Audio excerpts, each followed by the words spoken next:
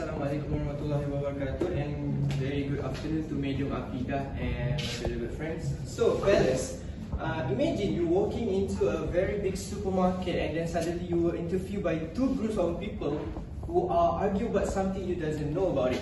And then you try to approach them, but suddenly they start to raise their voice intensely. So how about I told you guys that the scenario that I created for you guys is actually about a real situation we're facing, which is a religious extremism. So that's why we are here today to talk about what is actually a religious extremism and how can it impact to our society. According to Nozick, religious extremism refers to a person who have extreme political and religious views. They use violent ways to make people believe what they say or what they deliver.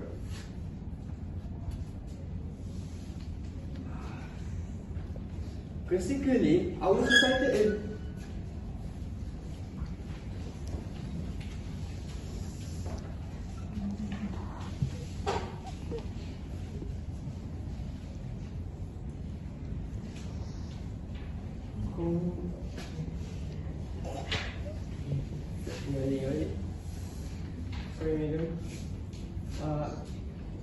they aggressively make people believe what they say or what they need to, and they also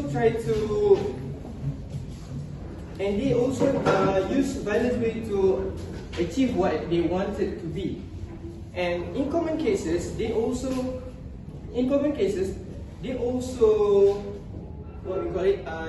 use discriminative ways to discriminate what people believe or what people do.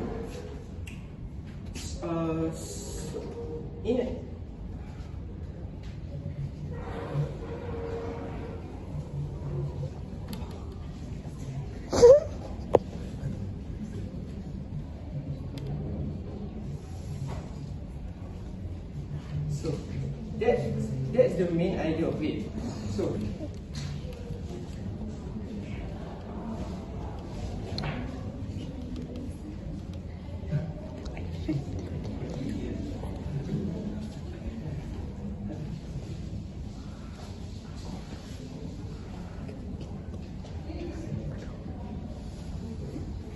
So, in our modern world, religious extremism is a significant force infecting our communities.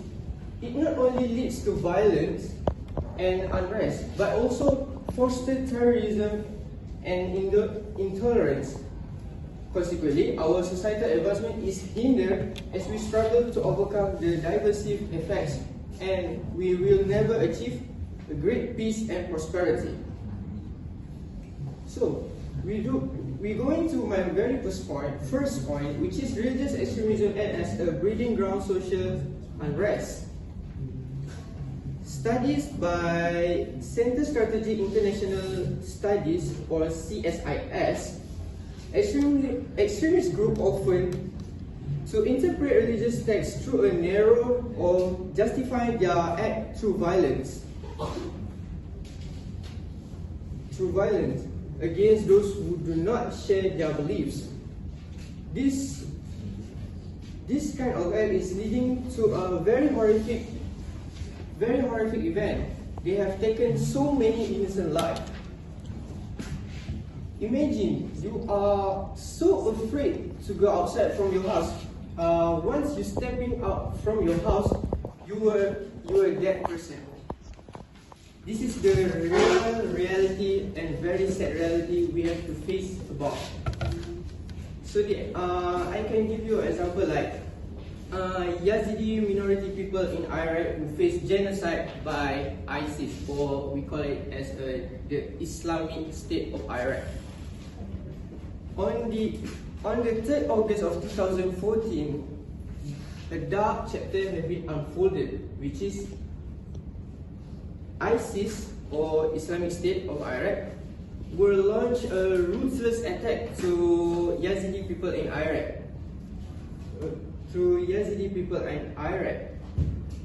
approximately 12,000 people were dead or abducted. So that is the reality that Yazidi people have faced in this kind of society, which is religious extremism. So we're going to my second point, which is religious extremism. Religious extremism belief cause terrorism and intolerance, leading to discrimination, economic problems, and stopping society from moving forward. So, extremist interpretation of religion texts full terrorism, creating instability in entire region. But the damage cut deeper. This is because they are fostering the mentality of us versus them. This will cause a fracture in communities, and we will not get the peaceful life in the event. So, this is also denying them basic rights like education and the chance to hold a job. Imagine a society crippled by fear and suspicion, where music is silenced and scientific progress is chopped off. This crippling of freedom weakens the bonds that hold communities together, hinders the richness of culture, and ultimately halts progress. For instance, Pakistan people, or we call it just Pakistan, economy has long been unstable, and with the rise of extremism, economic opportunities have sharply decreased, making it tough and they can't find any jobs. As extremism continues to grow, young people are increasingly worried about finding work. They have suffered significant financial losses also, in estimated $123.13 billion.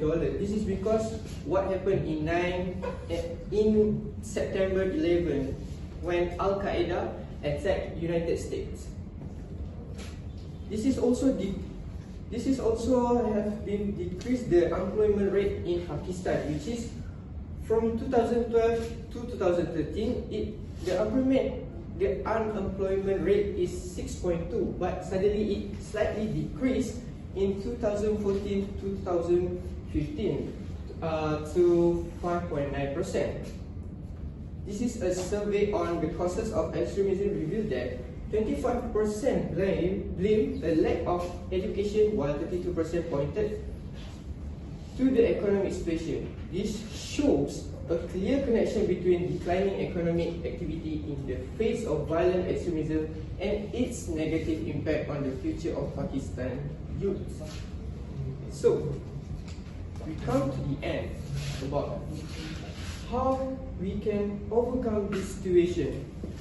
We, as a people, must take serious about religious extremism. So, people in Yazidi and or Pakistan will live a peaceful life. So, that's all from me. Thank you.